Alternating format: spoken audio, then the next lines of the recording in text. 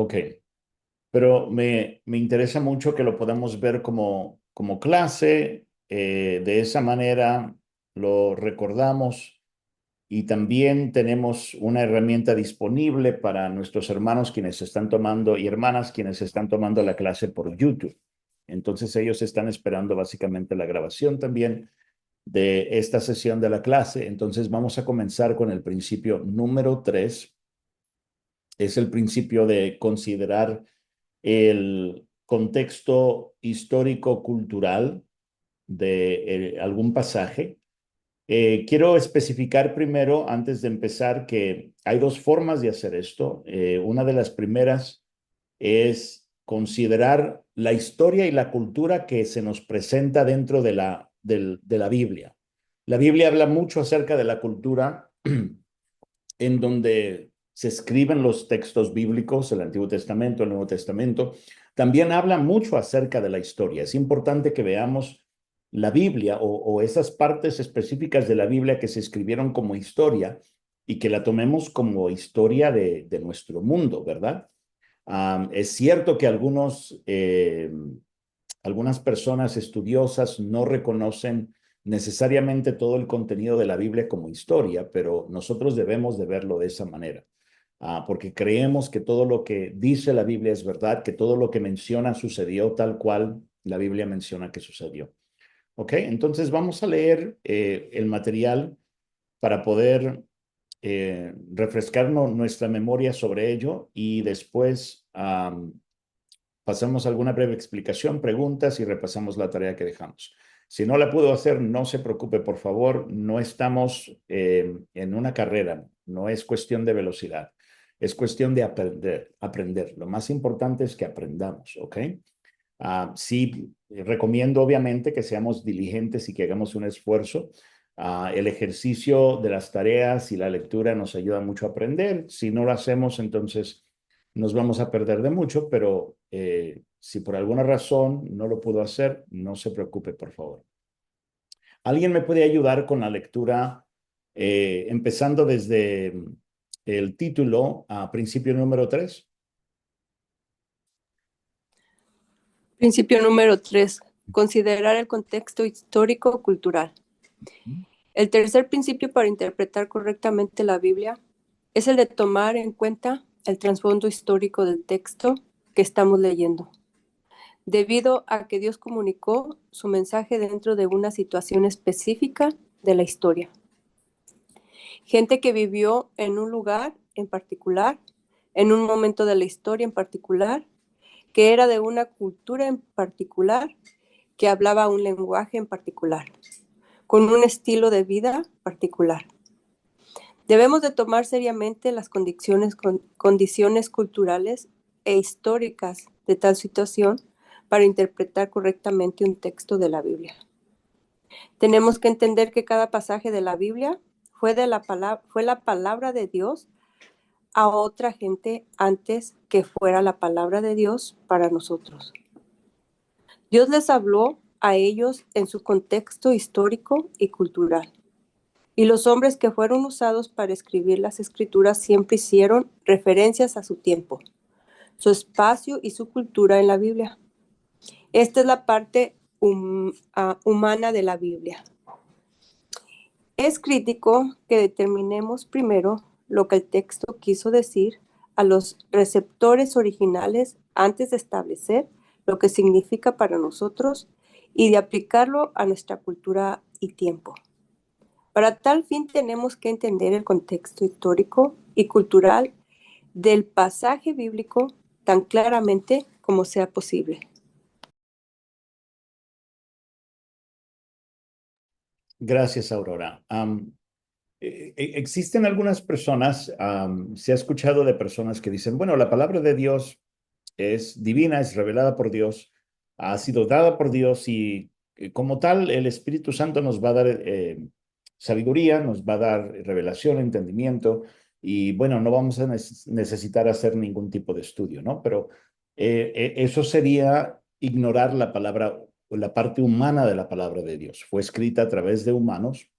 eh, Dios usó a personas, Dios usó a culturas, Dios usó lenguajes, Si no fuese por las personas que se dieron a la entrega o se entregaron, perdón, a la tarea de aprender estos lenguajes, estas culturas, a explorar eh, la arqueología, la mayoría de fragmentos o libros o rollos que se han encontrado de la Biblia, ha sido porque personas se han dedicado a buscar eh, cómo era el pasado, cómo vivía la gente, a entender la cultura, a entender la historia, qué hicieron, qué vivieron, cuáles fueron sus grandes logros, etcétera.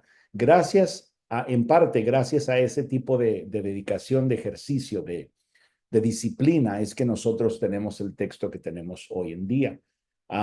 Entonces, es muy importante que nosotros veamos la palabra de Dios en su totalidad, en su aspecto divino, es completamente la palabra de Dios. La Biblia nos ayuda a escuchar la voz de Dios, nos ayuda a conocer la voluntad de Dios, pero por el otro lado tiene un aspecto bien importante que es humano. Y ese es el aspecto que queremos estudiar para poder entender lo que está la Biblia diciendo, ¿ok? Voy a cambiar aquí de página rapidito y, santo, le voy a pedir a alguien que me ayude a leer, a continuar de leer aquí donde dice en el Antiguo Testamento. ¿Sí es esta? Sí. Padre eterno. Ok, el Antiguo Testamento. Alguien que me pueda ayudar a leer en voz alta, por favor. El Antiguo Testamento y Ujú. una buena parte del Nuevo Testamento también están repletos de la cultura judía. El Nuevo Testamento, por otra parte, refleja aspectos de la cultura griega, romana y judía del primer siglo. La cultura tiene una influencia muy poderosa en todas las formas de comunicación y las culturas de los tiempos bíblicos tuvieron un efecto muy profundo en la forma y el contenido de la Biblia. Así que entre más sepas de las culturas antiguas, más entendimiento tendrás de los textos de la Escritura. Obviamente que para conocer el contexto histórico y cultural, tenemos que estudiar sobre la cultura, costumbres, lugares, personas y otros asuntos de los tiempos bíblicos. Por ejemplo, la poligamia era una costumbre en la cultura de los tiempos del Antiguo Testamento. Por ello, vemos que Abraham, Isaac, Jacob, David y Salomón tuvieron varias esposas. Por supuesto que Dios estableció el matrimonio perdón, Monógamo. monógamo y está en contra de la poligamia, pero vemos que la cultura de la poligamia tuvo su influencia aún en personajes de la fe cristiana. Otra costumbre de la cultura del tiempo de los patriarcas era que cuando una mujer era estéril, podía tener hijos por medio de la unión entre su esposo y una de sus siervas. Esto fue lo que hicieron Sara y Raquel.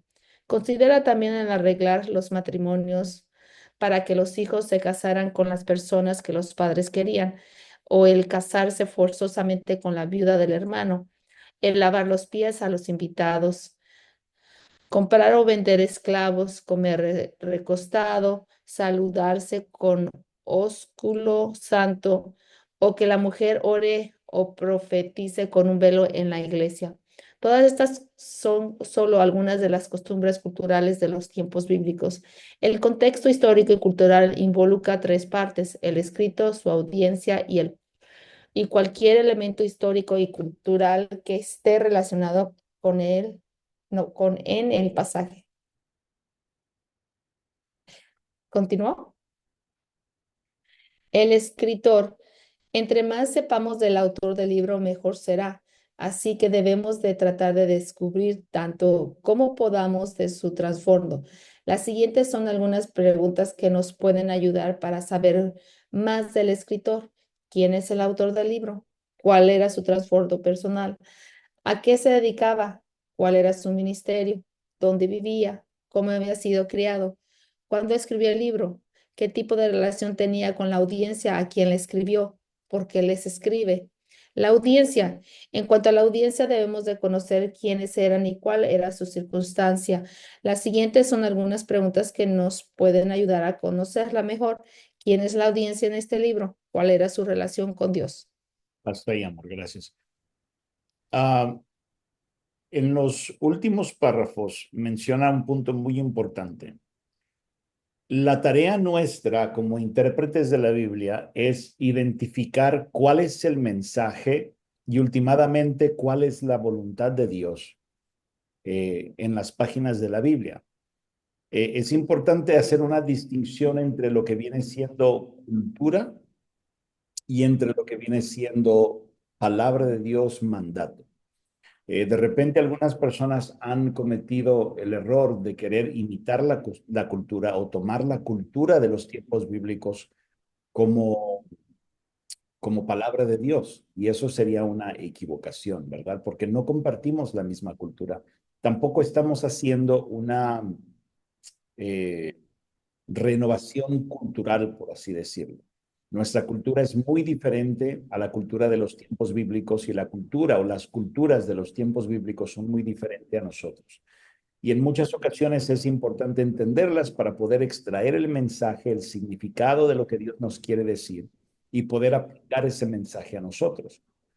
Por ejemplo, algunas personas dirían que si una persona, si un hombre el día de hoy no es circuncidado, asumo que todos y todas saben lo que es la circuncisión. um, que tiene que circuncidarse, aunque ya sea adulto, aunque ya sea mayor. Entonces, eso representa un problema para las personas que no son, para los hombres que no son circuncidados, ¿verdad? Sobre todo de mayores. Entonces, la palabra es bien clara y nos enseña que eso se llevó a cabo dentro de un contexto religioso, específicamente dentro de la religión judía, dentro de un contexto también cultural en los tiempos de Moisés aproximadamente, ya lo había hecho con Abraham, si no me equivoco, pero se empezó a enseñar, a ordenar durante los tiempos de Moisés al resto del pueblo.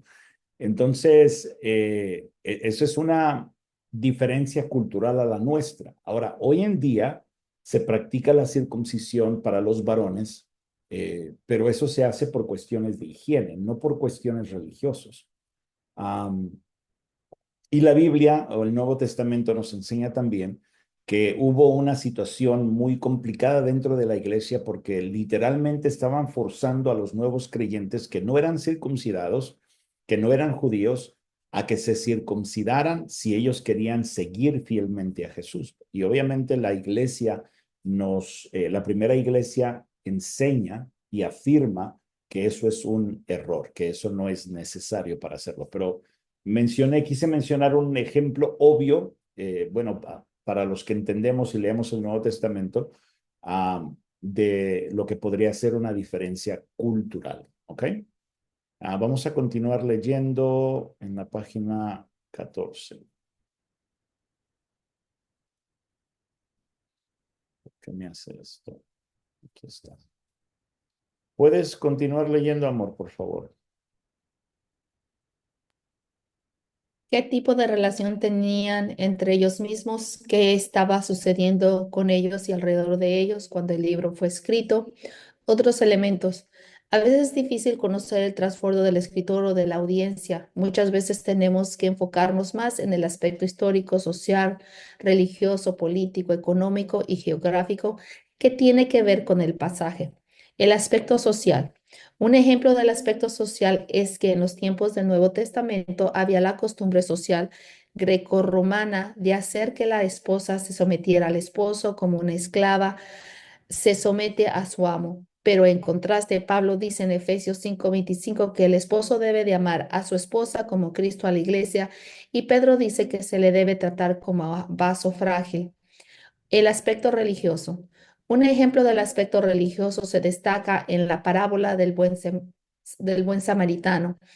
En esta parábola, dos líderes religiosos no hacen nada por el hombre herido, pero en gran contraste, el samaritano, quien era considerado como uno de lo peor por los judíos, sí lo hace. El aspecto político. Un caso del aspecto político lo podemos ver en Hechos 16:35 al 39, donde Pablo habla de su ciudadanía romana. Cuando conocemos el trasfondo histórico y cultural, el pasaje cobra vida. El aspecto económico. Los reyes, tanto de Israel como de otras naciones, cobraban impuestos a los ciudadanos para sostener sus reinos. Algunos ejemplos los vemos en Segunda de Reyes, Esdras, Mateo, Romanos. El aspecto Hasta geográfico. ahí, mi amor. Hasta ahí, Oh, hasta ahí, hasta ahí, gracias. Gracias, amor. La, la historia o la parábola del buen samaritano es un ejemplo interesante de lo que estamos hablando aquí. Para poder sacar la riqueza del significado de esta parábola, necesitamos entender el contexto cultural y por qué es que Jesús señala a un samaritano. ah, Jesús señala a un samaritano como la persona que hace lo correcto, como la persona que ama a su prójimo, ¿verdad? Pero ¿por qué es que Jesús resalta esto? Le quiere dar una enseñanza a los líderes religiosos que estaban viviendo de una manera desinteresada por el pueblo. Vivían una religión, vivían una apariencia, se preocupaban por las cosas externas, pero no había un interés sincero por la gente, por lo menos en aquellos que se oponían al ministerio de Jesús. Obviamente siempre hay excepciones a la regla. Pero también los samaritanos era un grupo de personas, sí, que estaban viviendo en la provincia de Samaria, pero que se habían mezclado eh, con otras personas, con otras nacionalidades, cosas que los judíos no podían hacer. Entonces, los judíos que eran de sangre pura, por así decirlo, despreciaban a los samaritanos. Obviamente, de nuevo, no todos, hay excepciones. Jesús es uno de ellos, pero había mucho desprecio y mucha contienda entre los samaritanos. Podemos verlo en la conversación del Señor Jesús um, con, la, con la mujer samaritana también, cuando le pide agua, ¿no? Podemos ver las diferencias y los conflictos que hay entre judíos de sangre pura y samaritanos, o sea, judíos que eran judíos pero se habían mezclado con descendientes de la mezcla de otras nacionalidades. Y eso nos ayuda a profundizar en el significado de la parábola del buen samaritano. O sea, que no era solamente que la persona había hecho bien, que el buen samaritano había hecho bien, sino que una persona de quien no se esperaba que viniera el bien, que atendiera a este hombre que había sido golpeado, asaltado, robado, herido, eh, hiciera el bien para él, ¿verdad? Prácticamente el Señor Jesús está poniendo a los líderes religiosos que se oponían a él, mayormente él se enfatiza a los líderes religiosos que se oponían a él, fariseos, saduceos, escribas, maestros de la ley, y un samaritano, una persona que era despreciable, que era considerada como un perro, el pueblo de Dios, entre comillas, no les caía bien, a los samaritanos los discriminaban, y eleva a Jesús a un samaritano como una persona que ama a su prójimo, ¿verdad? Y eso hace que el pasaje cobre vida si entendemos el contexto histórico-cultural, ¿ok? ¿Alguien más que empiece a leer del aspecto económico, por favor?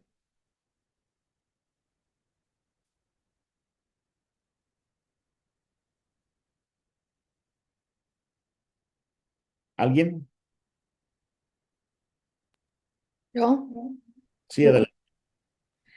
El aspecto económico. Los reyes, tanto de Israel como de otras naciones, Perdón, cobraban impuestos. alguien más. Alguien Oh, más. perdón.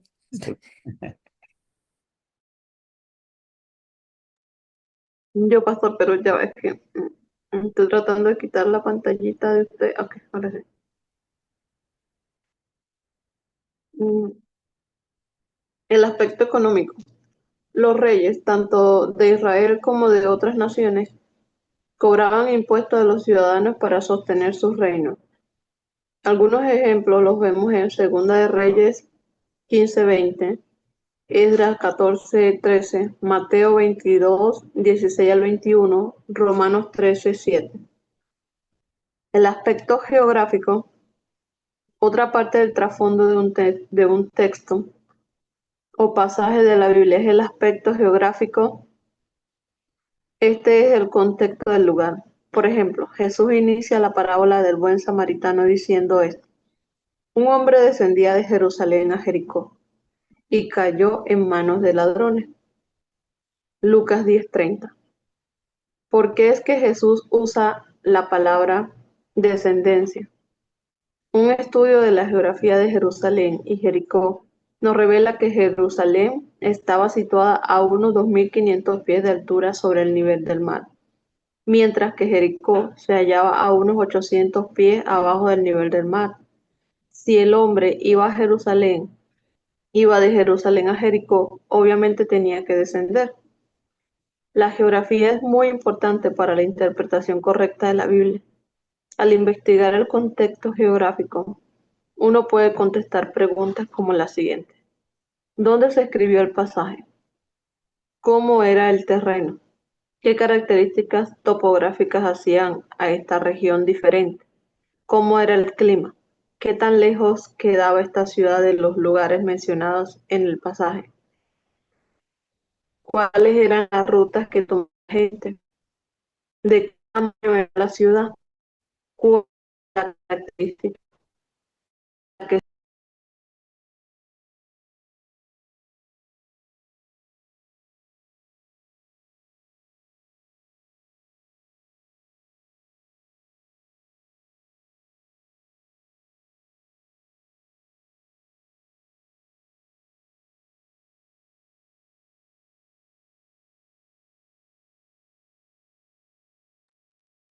Ah, ¿terminaste, Yusme? O creo que como que se estaba cortando la señal.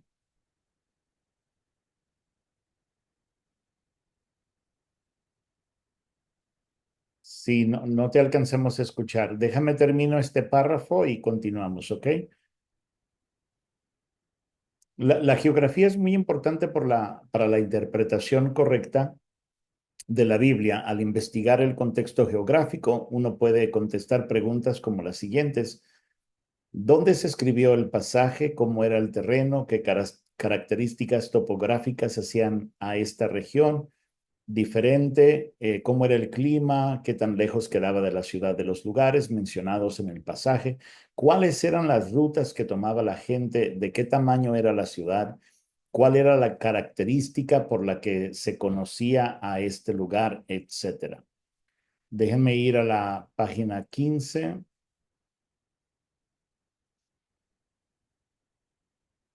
Muy bien.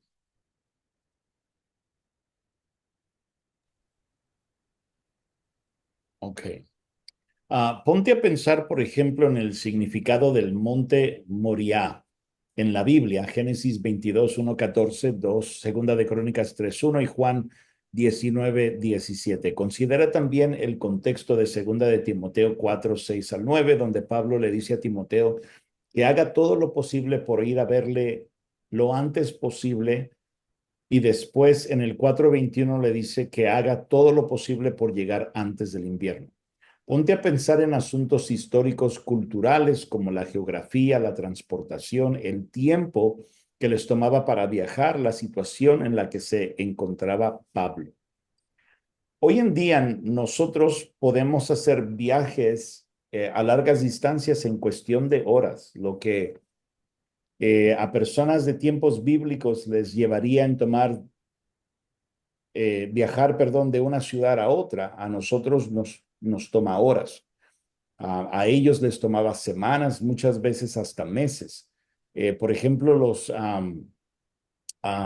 viajes misioneros de Pablo, nosotros eh, por, por naturaleza o por la forma como se vive hoy en día, podemos llegar a pensar que esos viajes eran de un día al otro o de una semana a la otra, pero a veces eran meses hasta que el apóstol Pablo llegaba a otra ciudad. A veces pasaban meses viajando y por supuesto también, como en el caso de Segunda de Timoteo 4, 6 al 9, pasaban meses sin o hasta años sin verse. Lo diferente a nosotros, ¿no? Hoy, por ejemplo, estamos todos en diferentes lugares y nos estamos viendo y podemos hablar los unos con los otros. Entonces, podemos ver las obvias diferencias de nuestras culturas. ¿Alguien más que pueda seguir leyendo? Cariana, ¿crees que puedas leer? Sí, pastor, había quitado 2 veces el micrófono, pero se me adelantaban. No, tranquila, adelante, adelante. Tenemos que aprender a interpretar las cuestiones históricas y culturales de acuerdo a su tiempo y no al nuestro.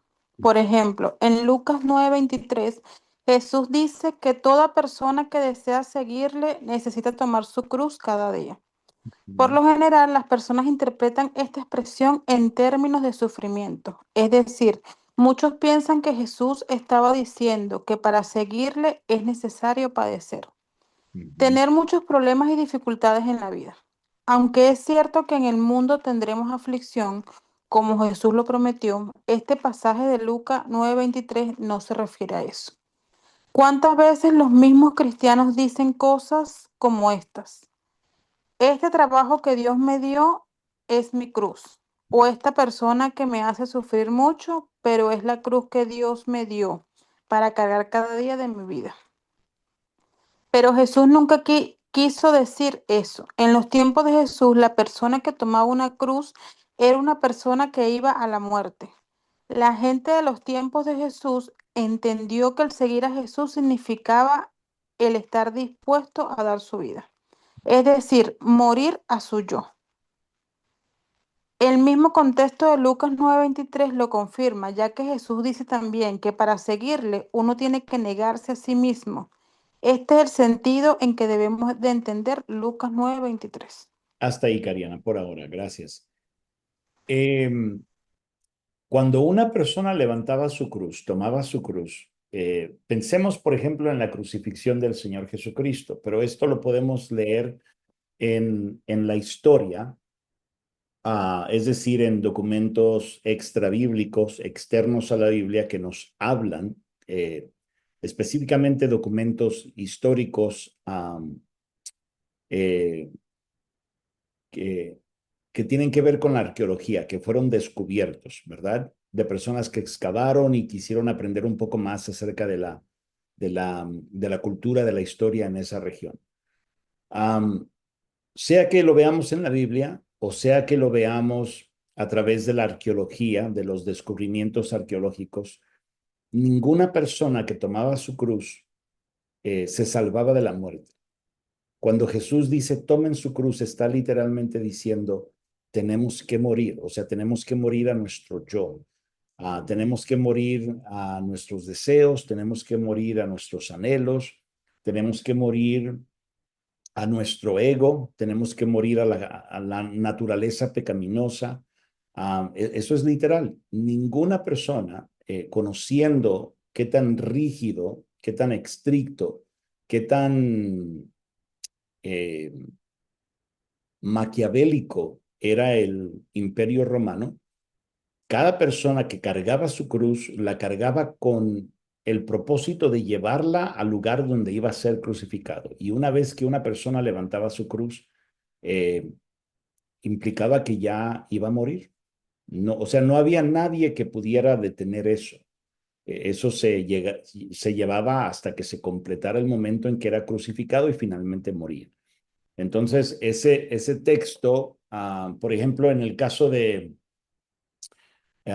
este texto, el contexto histórico-cultural, a diferencia del contexto, por ejemplo, de las palabras o el contexto inmediato de un pasaje, en particular que estemos estudiando, que vimos anteriormente en los días anteriores, puede encontrarse en otro lugar, no necesariamente se va a encontrar en el mismo versículo o en el mismo capítulo o aún en el mismo libro. El contexto histórico-cultural quizás lo vamos a encontrar en el Antiguo Testamento, ¿verdad? Por ejemplo, en el caso de Jesús y la Samaritana o el buen samaritano, necesitamos hacernos la pregunta, si queremos entender el pasaje a profundidad, necesitamos hacernos la pregunta, ¿quiénes eran los samaritanos? Y entonces indagar y buscar en la Biblia dónde se habla en la Biblia de dónde vinieron los samaritanos, cómo llegaron a ser y por qué hay tanto desprecio hacia estas personas. Y el Antiguo Testamento nos va a aclarar ese asunto, ¿no?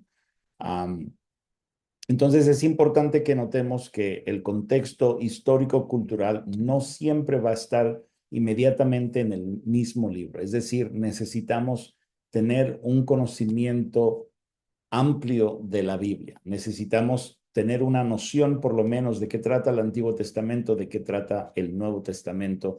Y claro, podemos tomar una clase para eso y tener como un conocimiento panorámico, ¿verdad? Como un tipo de conocimiento en resumen de lo que trata cada testamento, pero la mejor forma va a ser leyendo la Biblia. Esa va a ser la mejor forma, y leyendo la Biblia de una forma sistemática, es decir, llevando un orden. Puedo empezar con el Nuevo Testamento y lo leo desde Mateo hasta Apocalipsis, o puedo empezar con el Antiguo Testamento desde Génesis a, creo que es Zacarías, el último profeta del Antiguo Testamento, si no me equivoco. Pero básicamente la idea es leerlo de principio a fin, ¿verdad? Quizás de repente podemos hacernos esa meta de leer toda la Biblia en un año. Si leemos de 3 a 4 capítulos cada día, seguramente al final de año ya habremos leído toda la Biblia. ¿Ok? ¿Hasta aquí alguna preguntita, duda? Sí, yo tengo una pregunta, pastor. Sí, adelante, Aurora. Mencionó una palabra maquiavélico. ¿Qué significa eso? Como muy, muy malo. Déjame buscar aquí. Pero ¿se deriva de la palabra maquia o no? Se deriva de una persona que se llamaba Machiavelli. Thank you. Sí, eso, aquí está. Entonces, ¿Y eso está en la palabra o no, pastor? no se encuentra en la palabra. Es básicamente un resumen de lo que era el Imperio Romano. Gracias. Ajá, claro que sí. Entonces, maquiavélico,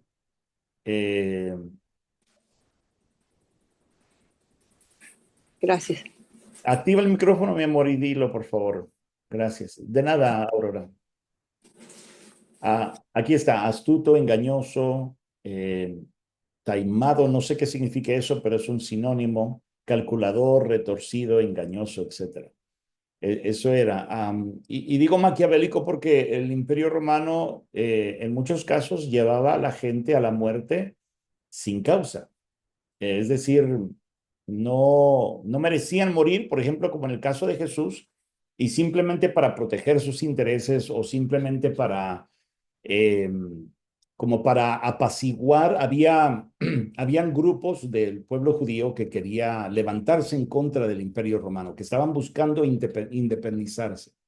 Y estos grupos estaban intentando pues levantar armas, ¿no? En contra del Imperio Romano. Para ellos, la venida del reino de Dios significaba pues que ellos mismos tenían que tomar armas, pelear en contra del reino del Imperio Romano y derrotarlo. Sin embargo, cada vez que eso sucedía, cada vez que se levantaba una persona, cada vez que se levantaba un grupo, entonces ellos actuaban inmediatamente, acusaban a la persona pues de homicidio o de simplemente traicionar al imperio y los crucificaban. Pero había casos, como en el caso del Señor Jesús, cuando crucificaban a gente inocente. Y lo hacían todo por proteger sus intereses, ¿verdad? Entonces, por eso usé la palabra maquiavélico. Ok, vamos a continuar entonces. Gracias por la pregunta, Aurora. ¿Alguien más tiene alguna otra pregunta? ¿No? Ok. Yus, ¿me quieres intentar leer para ver si funciona la conexión ahora? Sí. Por favor. Ok. ¿Cómo saber acerca del trasfondo de un texto? Si no se oye, me avisan para no seguir leyendo y parar. Ya, Ok. ya estamos. Como dijimos antes, una vez que entendemos el significado del texto en su texto original, entonces vamos a interpretarlo correctamente. Vamos a poder aplicar las vidas No, Yusme, no apropiadamente. se escucha. ¿No se oye? Sí, perdón, Yusme, se escucha así como muy, como que se corta y después vuelve a entrar, perdón. Está bien, Yusme, tranquila, mientras tú nos puedas escuchar y puedas tener la lección, no te preocupes.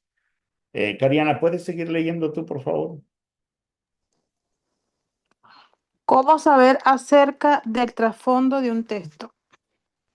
Como dijimos antes, una vez que entendemos el significado del texto en su contexto original, entonces vamos a poder interpretarlo correctamente y vamos a poder aplicarlo a nuestras vidas apropiadamente. La pregunta es, ¿cómo vamos a poder saber acerca del contexto histórico y cultural de un texto?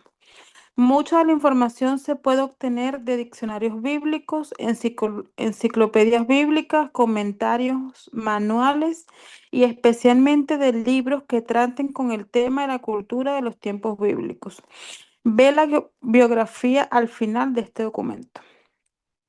Asimismo, hay que recordar que una excelente fuente de información es la Biblia misma.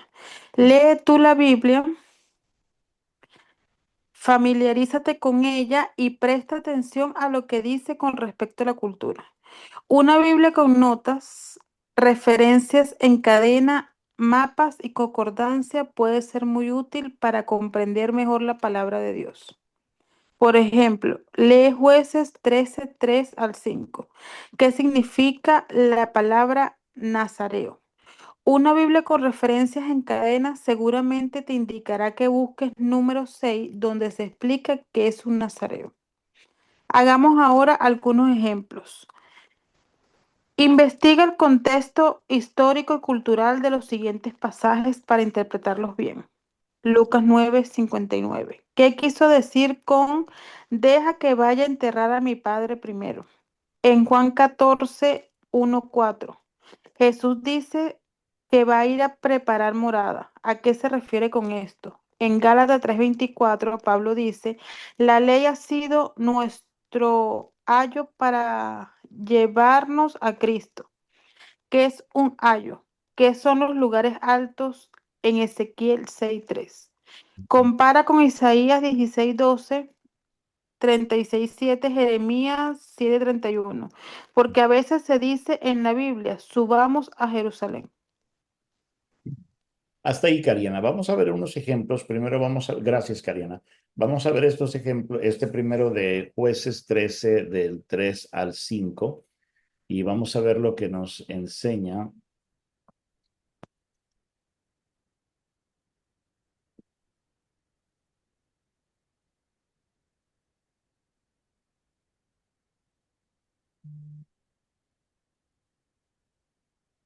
Ok. Vamos a verlo en la nueva versión internacional. Si no han comenzado a usar este sitio de publicación, les recomiendo que lo hagan. Es muy, muy útil, sobre todo si estamos buscando las referencias. ¿Dónde está? Ah, aquí está. Muy bien. Veamos Jueces 13 del 3 al 5 y lo estamos leyendo en la nueva versión internacional. El ángel del Señor se apareció a ella y le dijo, eres estéril y no tienes, está hablando de la mamá de Sansón, si no me equivoco. Vamos a leer el... Ok.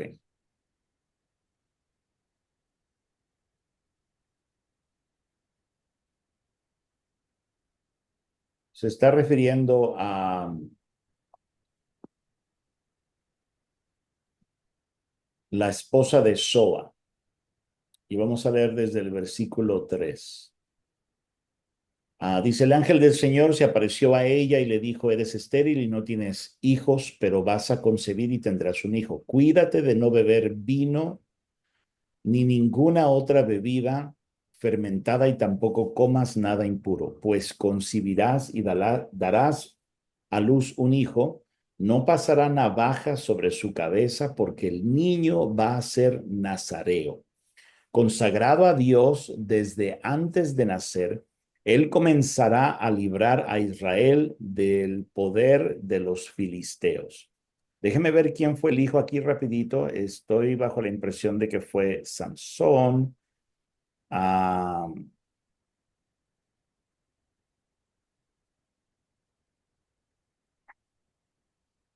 Santo, Santo Padre. Sí, fue Sansón. Ok, listo. Entonces Sansón fue nazareo. ¿Alguien puede... Recuerden que estuvimos viendo el contexto de las palabras y el contexto de las palabras, en este caso nazareo, no nazareno. Hay una diferencia entre nazareno y nazareo. Eh,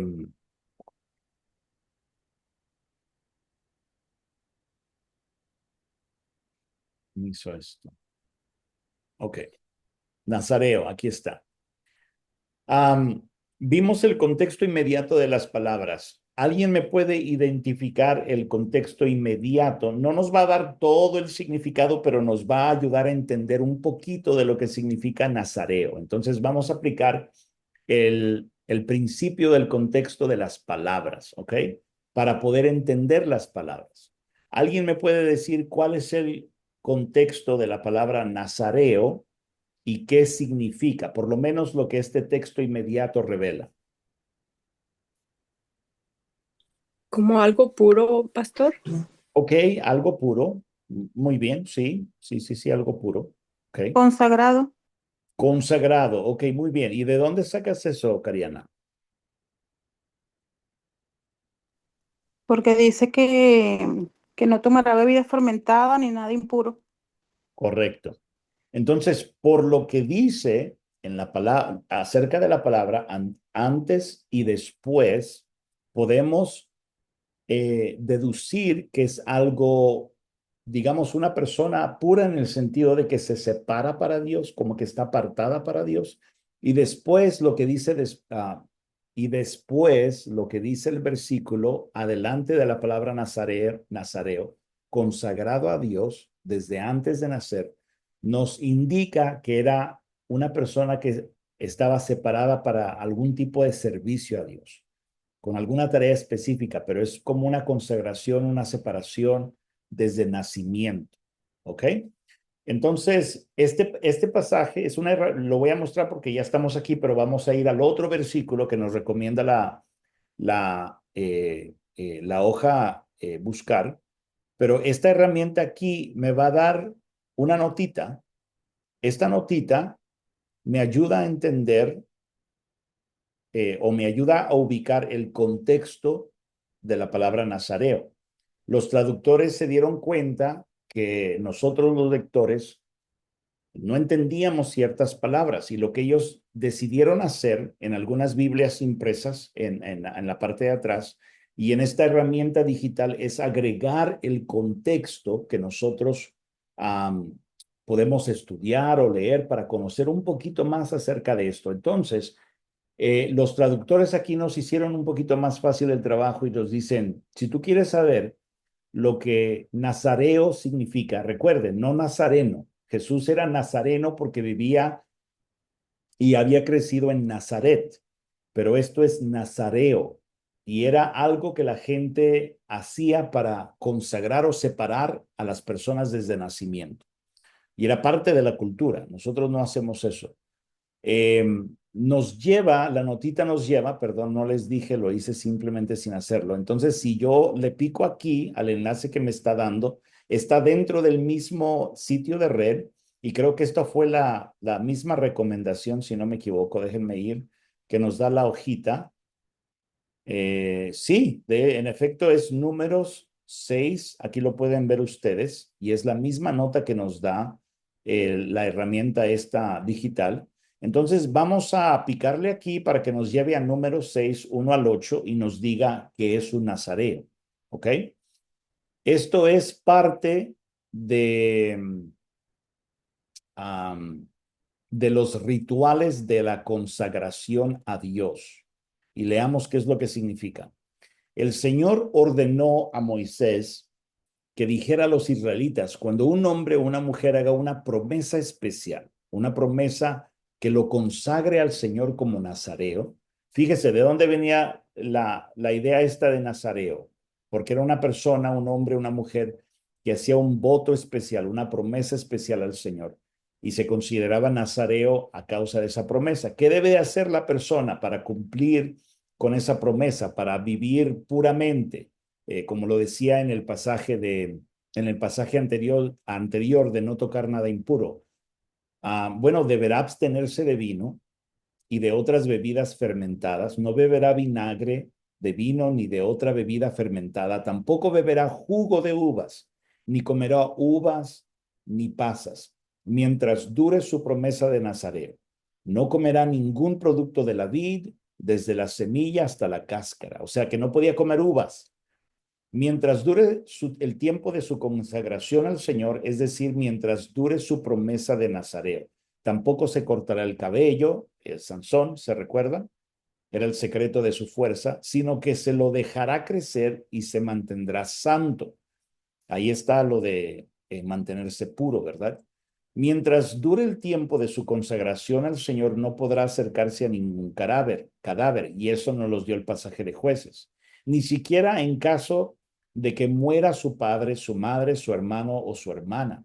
No deberá hacerse ritualmente impuro, o sea, tocar cadáver a causa de ellos, tocar el cuerpo de una persona muerta o fallecida, porque lleva sobre la cabeza el símbolo de su consagración a Dios. Mientras dure el tiempo de su consagración al Señor, se mantendrá santo. Y esto nos puede ayudar a entender un poquito más acerca de la promesa que la esposa de Sora hace delante de Dios cuando el Señor le declara que va a tener un hijo, ¿verdad? Y eso nos ayuda a entender básicamente gran parte del contexto histórico-cultural de la vida de Sansón. ¿Por qué no se cortaba el cabello? ¿Por qué no debió haber tomado la miel que encontró en el cadáver de un león? ¿Por qué no debió haber tocado la quijada del león? Todo esto era importante. Cuando una persona interpreta correctamente cualquier pasaje de la vida de Sansón o la vida de Sansón en su totalidad, nos damos cuenta que Sansón en muchas ocasiones violó ciertos de los mandatos que fueron dados por medio del Señor para las personas que se consagraban con alguna promesa. En el caso de Sansón, él fue nazareo desde nacimiento. Desde nacimiento fue nazareo y debió haber sido nazareo toda su vida. Sin embargo, a pesar de haber fallado tanto al Señor, el Señor le mostró su misericordia al final, cuando le pide que renueve sus fuerzas, recupera las fuerzas, etcétera, y ahí es donde derriba los pilares del edificio donde estaban reunidos los filisteos y mata miles de filisteos. ¿Alguna preguntita? Hasta aquí. Pastor, ¿será por eso que hay algunas religiones donde les prohíben cortarse el pelo porque hablan algo de eso que dice, no, es que no te consagras a Dios, es como que rebelión ante Dios? ¿Será por eso que interpretan esa parte de Sansón? Sí, en muchos casos sí. No en todos, pero sí en muchos casos. Lo que se imita, lo que se busca imitar es la cultura exterior, en vez de entender el mensaje, ¿verdad? Por ejemplo, en el caso de nosotros, si vamos a hacer un estudio de la consagración, de separarnos para Dios, el Antiguo Testamento maneja ese concepto, pero lo maneja de una manera interna. De hecho, perdón, dije el Antiguo Testamento, el Nuevo Testamento. El Nuevo Testamento maneja el concepto de consagración, pero lo maneja desde el interior de la persona. O sea, que una persona debe de estar consagrada desde el interior. El peligro que mencioné, vaya, de la circuncisión. La Biblia habla de la circuncisión, pero habla de la circuncisión de la carne. O sea, de la misma manera como se corta el prepucio del miembro de un hombre al ser circuncidado, de un varón, de la misma manera nosotros tenemos que cortar la carne pecaminosa, o sea, el ser rebelde dentro de nosotros, Y entonces el apóstol Pablo es bien claro en hacerlo una cuestión interna en vez de una situación externa, ¿no? Entonces, sí, tienes razón, Yusme. No somos obligados a imitar culturas, somos llamados a entender el mensaje y aplicarlo dentro de, de su correcto contexto. ¿Alguna otra O sea, pregunta? Sí, Yo o sí sea, quiere- tengo. no te escuché, Yusme, perdón. o sea, que quiere decir que también podríamos tomar en cuenta en el momento que estamos ayunando, o sea, como que nos cohibimos de de algunos alimentos, algunas bebidas, y en ese momento estamos como que consagrando nuestro cuerpo a Dios. ¿Se Sí, puede claro. tomar así? Claro, todas las disciplinas que nosotros practicamos como cristianos, como hijos de Dios, existen con ese propósito, ¿verdad? La consagración sucede en por lo menos dos partes. Cuando creímos, bueno, cuando Jesús murió en la cruz, derramó su sangre, entregó su vida, resucitó, consumó todo lo que debió el cumplir con toda la justicia de Dios, Él nos consagró para sí. O sea, fuimos consagrados de un tiempo pasado, ¿no? Por ejemplo, cuando Dios le dice a Jeremías, eh, no recuerdo exactamente las palabras, pero le dice algo así como que yo te llamé para ser profeta a las naciones. Está hablando de una consagración, lo separó, lo apartó para un propósito específico. Pero también existe el presente, ¿no? O sea, Dios nos consagra desde el principio, desde antes que naciéramos, ya Dios nos había consagrado. Estoy hablando de las personas elegidas, las personas salvas, las personas que tienen salvación. Pero también nosotros nos consagramos al alinearnos a la realidad que Dios ha creado a través de la cruz del Calvario y a someternos en su voluntad. Entonces, al orar, al ayunar, nos estamos también consagrando, ¿no? Pero nos estamos uniendo a lo que Dios ya hizo. Pero sí, es verdad, tienes razón, Jesús. Tengo dos preguntas, pastor, Sí, Aurora. relacionado con lo que acaba de mencionar. Cuando nos estaba dando la clase, usted mencionó, perdón, que religiosidad en cuanto a lo que es la circuncisión en el Ujú, tiempo pasado. ujú. Pero si el Señor le dijo a Moisés que se circuncidaran, entonces, ¿cómo? Ahí yo quiero saber. Ujú. O sea, lo que tú quieres saber es que ¿por qué no lo practicamos nosotros como una práctica religiosa? No. O, Si fue una orden del Señor, por qué se mencionó que es religioso? ok. Eh, Muy buen punto, Aurora. Muy, muy buen punto. La razón por la cual se menciona que es religioso, primero porque forma parte de una religión, ¿verdad?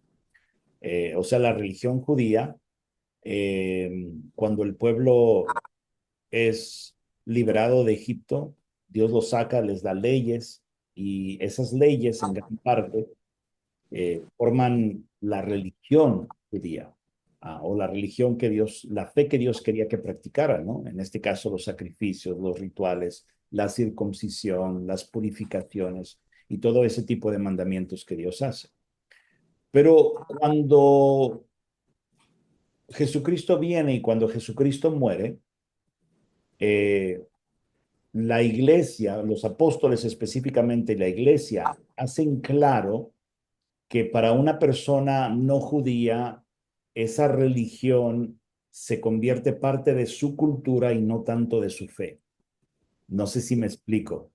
Sí, Ah, gracias. claro, porque Y ya. el propósito es de que, bueno, a los judíos no se les va a impedir practicar su religión porque se convirtió en parte de su cultura ahora, ¿verdad? Ujú.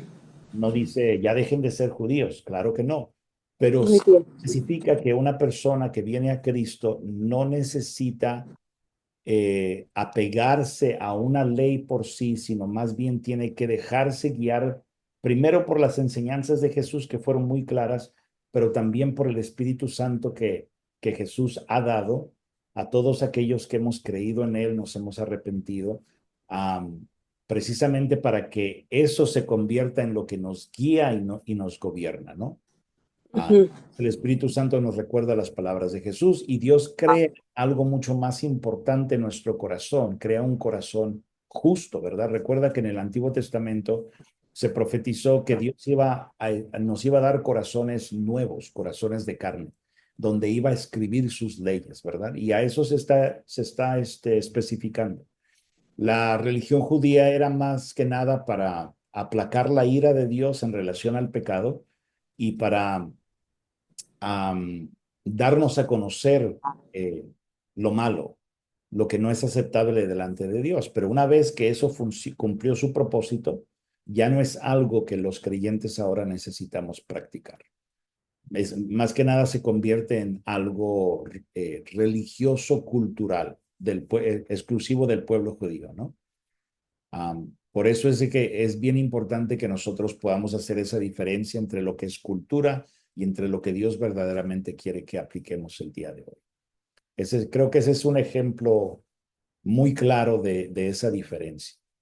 Por lo menos para nosotros ahora, y creo que para todos los cristianos, todas las personas que se han convertido a Cristo Jesús, la religión judía se convierte en algo particularmente cultural. Gracias. Y con respecto a lo que recién leímos de las uvas, yo hace poco leí estos capítulos, pero también tenía esa duda cuando tocó el tema. ¿Cómo puede ser que hasta las semillas? Hasta las semillas. Oh, Sí, hasta las semillas. O sea, todo lo que fuera de la vid o de la uva, de la planta de uva, no lo podían consumir. O sea, nada que de alguna manera pudiera fermentarse o ni nada que viniera de la misma uva. Sí, gracias. de nada, de nada. ¿Alguna otra pregunta? ¿Alguien más? ¿No? Ok, vamos a continuar Sí, entonces. pastor, yo sí tengo una Sí, al adelante, respecto de Lord. lo que estábamos hablando, de que saliera el tema. Sí, dime. En el Nuevo Testamento, de la palabra que dice Nazareo, entonces Juan el Bautista era Nazareo, pero no lo mencionan, Era Nazareo. Sí, sí, pero sí. no lo mencionan, ¿verdad? No se mencionan, pero Juan el Bautista era consagrado para Dios de una manera bien, bien específica. Dice, Entonces al principio sí era mencionado, pero ya después ya no lo mencionan. En el Nuevo Testamento ya no lo mencionan la palabra Nazareo, no ¿sí? no recuerdo si lo menciona o no, la verdad no recuerdo, pero en esta herramienta podemos hacer la búsqueda de la palabra y te va a decir dónde va a salir. Am, si no me equivoco, puedo equivocarme, si no me equivoco en una de las profecías que se habla de aquel que iba a ser enviado delante del Señor para preparar el camino, se menciona algo así. Pero por lo menos podemos hacer una búsqueda. eh, sí, por lo menos en la nueva versión internacional no aparece la palabra nazareo en el Nuevo Testamento. Aparece únicamente 16 veces, 11 en Números, aparece 3 en Jueces y 2 en Amós. Vamos a ver las de Amós, si de repente sea una de esas.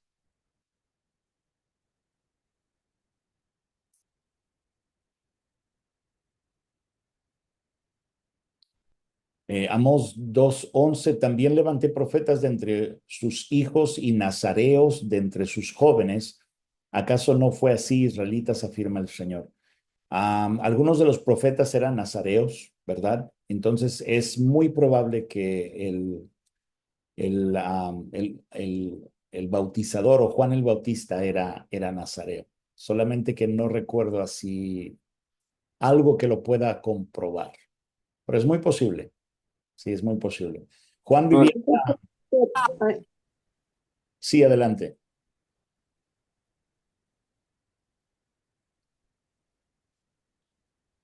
¿Quién había activado el micrófono? No, no escucho. yo, Ajá, adelante, Yusme. pastor, que se me está viniendo una pregunta a la mente Sí, antes que se me escape y claro. así salgo de duda. O sea que cuando vino Cristo, Cristo ya vino para como que abolir las leyes del Antiguo Testamento. No las vino a abolir. Cristo, nuestro Señor Jesús, afirmó que ninguna tilde Déjenme buscarlo para no inventar.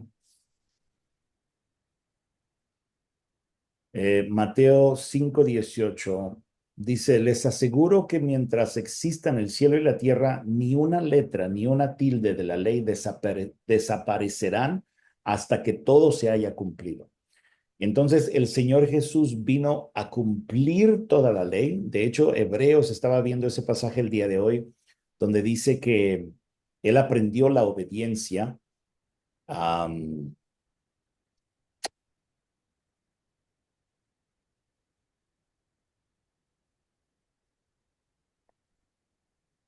Creo que así nos escribe obediencia. Aquí está. Y vamos a Gálatas, Hechos, Filemón. No.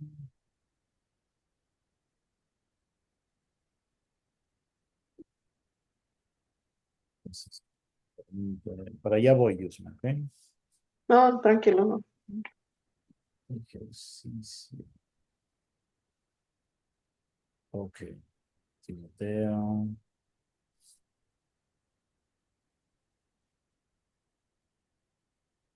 Ok, lo voy a encontrar en un momentito.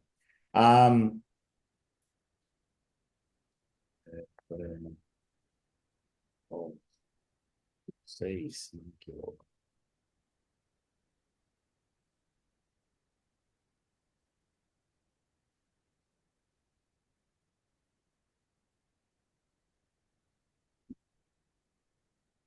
Cinco ocho, estaba cerquitas.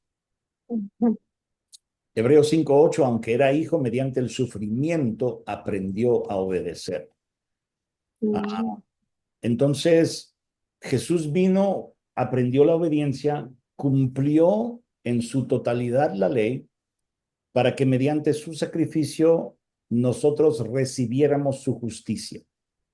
Entonces, es bien importante que nosotros entendamos esta idea porque tiene mucho que ver con la cuestión de gracia y la salvación por fe, no por obras. Como cumplió toda la ley,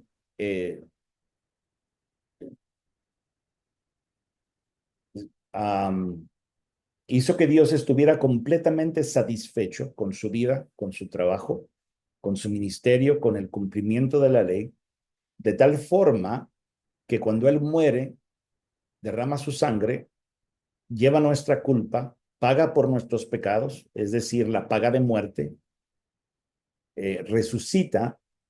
Entonces ahora mediante la fe y mediante el perdón, su justicia se hace nuestra justicia. Él nos da su justicia para que Dios nos vea como Él es. Ahora, aquí está donde muchos cristianos se confunden. Lo que nosotros tenemos que hacer no es tratar de ganarnos la justicia porque la justicia ya está ganada. Ya Dios a través de Jesús nos ve como personas justas, nos ve como Él, como personas que siempre hicimos lo que es bueno, lo que es recto delante de Dios. ¿Qué hacemos con el hecho este de que no lo somos? De que no siempre somos totalmente buenos y totalmente justos. Bueno, nos alineamos a la nueva realidad que Dios ha creado en nosotros. Él dice que creó una nueva persona. Él dice que creó buenas cosas, buenos hechos, buenas obras. Lo vas a encontrar en Efesios, si no me equivoco, 2 o 3, para que nosotros anduviésemos en esas buenas obras, en ese bien hacer, ¿verdad? Lo que yo tengo que hacer es seguir a Jesús, ser su discípulo, aprender de él como él aprendió la obediencia, aprender yo la obediencia, recuerdan Mateo 28 del 19 en adelante, enseñándoles a obedecer todo lo que yo les he enseñado. Entonces, sigo a Jesús, aprendo la obediencia y como ahora soy una persona justa gracias a lo que Jesús hizo, entonces vivo en justicia. Correspondo a lo que Jesús hizo. Y ya estoy predicando y ¿por qué no me paran? Correspondo a lo que Jesús hizo en la cruz del Calvario. Me hizo justo delante de Dios. Me hizo ser una persona justa delante de Dios. Es decir, una persona inocente, libre de culpabilidad, una persona que siempre ha hecho lo bueno. Y ahora yo simplemente tengo que dejar que Él me transforme para alinearme a su justicia, ¿verdad? El problema es de que pues no todos vienen a Jesús para que Él nos salve y para que Él nos enseñe la obediencia. Ese es el asunto. No sé si contesta la pregunta, Yusme. ¿Contesta la pregunta? No, de a no saber yo nada, me contestó muchísimo. Bueno, espero que te haya contestado. Por eso me contestó muchísimo. Ok, Ya quedó claro. amén, amén. ¿Alguien más? ¿Alguna otra pregunta antes de continuar? Bueno, creo que vamos a terminar aquí porque el tiempo ha volado. Bienvenida, Azucena, Dios te bendiga, qué bueno que estás con nosotros. ¿Alguna otra Gracias. preguntita?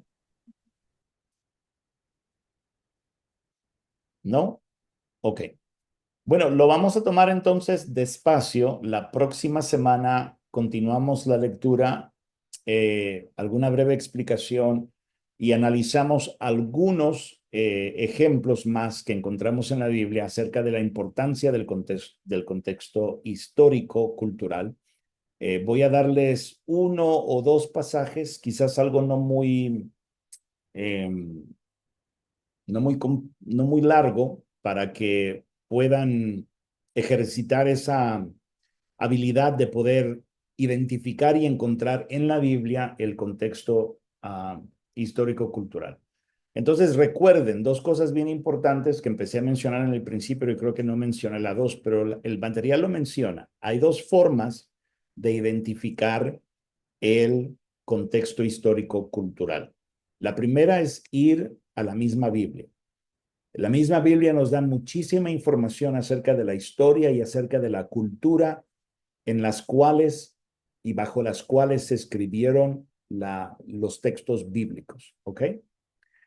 La otra son recursos externos, que aunque son fallidos y pueden tener quizás algún error, muchos de ellos se han confirmado en ser muy buenas herramientas para conocer la cultura. Recuerden, ellos no nos van a decir lo que la Biblia dice, lo que los pasajes de la Biblia significan. Ellos simplemente nos van a ayudar a entender la cultura dentro de la cual se escribieron los pasajes del Antiguo y del Nuevo Testamento para ayudarnos a entender con más profundidad lo que Dios nos está tratando de decir en las páginas de la Biblia. Uno de ellos que es reconocido por muchos círculos cristianos es el autor es un historiador Josefo, en inglés Josephus, y el libro se llama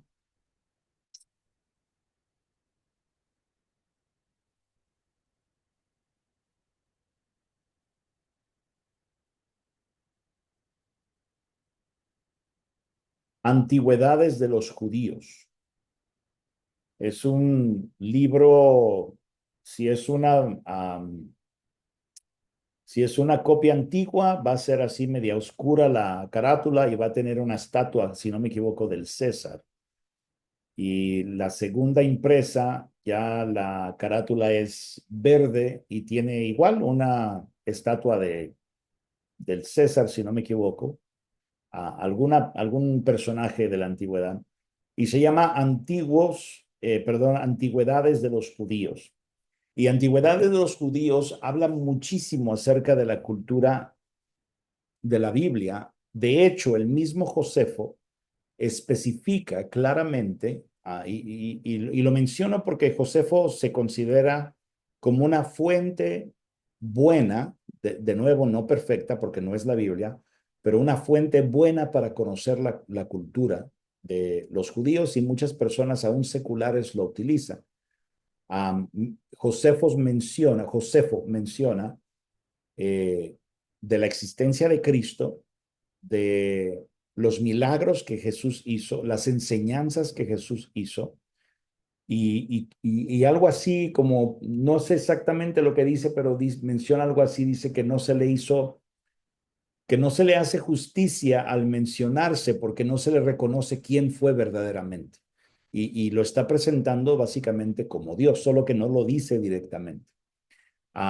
Entonces afirma muchísimo y enseña muchísimo acerca de la cultura, de la historia, de los tiempos de Jesús. Y es una buena herramienta que nosotros podemos usar. Mi recomendación, ¿verdad? Por si acaso de repente le dio así cosquillitas por ir a comprarlo, mi recomendación es que se acostumbre a leer o lo puede conseguir y después leerlo, pero mi recomendación es que se acostumbre a leer pasajes de la Biblia y buscar el contexto histórico-cultural primero dentro de la Biblia para entender más a fondo lo que la misma Biblia dice y después entonces empezar a investigar en fuentes o en recursos externos de la Biblia. ¿Ok? Roberto, Dios te bendiga. Qué bueno que estás con nosotros. Entonces, vamos a terminar aquí, sino antes preguntar, ¿hay alguna otra pregunta que debamos atender en este momento? Hola, bendiciones. Bendiciones, Roberto, qué bueno que nos acompañas. Dios te bendiga. Gracias. Ok, ¿no? Muy bien, vamos entonces a terminar. ¿Alguna petición por la cual debamos orar antes de finalizar? ¿No? Pastor, ahora mañana me va a ver el cirujano y van a ver si me van a operar o no. Ahora en este caso, ahora es de la vesícula. De la vesícula. Ok. Muy bien. Claro, vamos a estar orando por ti, Yusme. Cariana, ¿puedes despedirnos en oración y puedes orar por la petición de Yusme, por favor? Amén. Gracias. Padre amado, Señor, te doy la gloria y la honra a ti, Padre amado. Te doy gracias, Señor, por este tiempo de aprendizaje, Señor, por este tiempo donde aprendemos más de tu palabra, de su significado, Señor, de todo lo que tú nos has dejado escrito ahí, Señor, para que llevemos una vida recta, Señor, y en agrado a ti, Padre amado. Te doy gracias por mis hermanos que se conectaron, Señor, por mis pastores, Señor, que se han dispuesto un tiempo, Dios, para enseñarnos, Dios, y para nosotros poder aprender más de ti, mi Dios. Quiero poner también en tus manos esa cita de mañana de mi hermana Yusme, Señor, que seas tú glorificándote, que seas tú haciendo la obra, Señor, y haciendo conforme a tu voluntad, Padre amado. Bendícela, cuídala, guárdala, protégela, Señor, y que seas tú, Señor, tratando, Padre, con los médicos, con la persona que la va a atender, Señor, y que seas tú, Señor, fortaleciendo sus órganos, su cuerpo, Señor, y haciendo conforme a tu voluntad, si es tu voluntad que ella sea operada, Señor, que sea de gran bendición, y si no, Padre Santo, pasa tu mano sanadora, Padre, y haz tu obra en ella, Señor. En tus manos está, Padre, te doy gracias, Señor. Te doy toda la gloria, la honra y la alabanza a ti. Amén.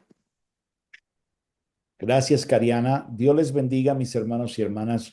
Vamos a continuar la lectura en esta sección de cómo saber acerca del trasfondo de un texto.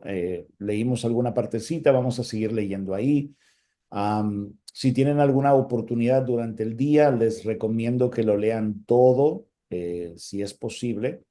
Básicamente es la última parte y la semana después de eso comenzamos con el principio 4. No quiero adelantarme porque quiero que revisemos algunos otros pasajes más y quiero dejar alguna tarea para que ustedes sigan ejercitando esta habilidad, esta disciplina de identificar el contexto del pasaje, el contexto de las palabras y el contexto histórico-cultural. ¿Ok?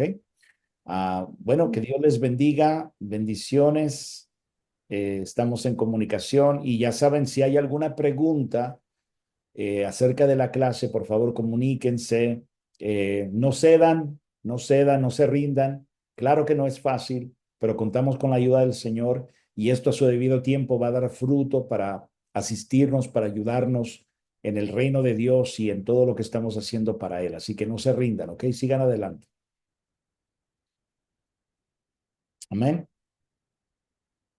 Amén, pastor, gracias. Dios les bendiga. Bendiciones. Gracias.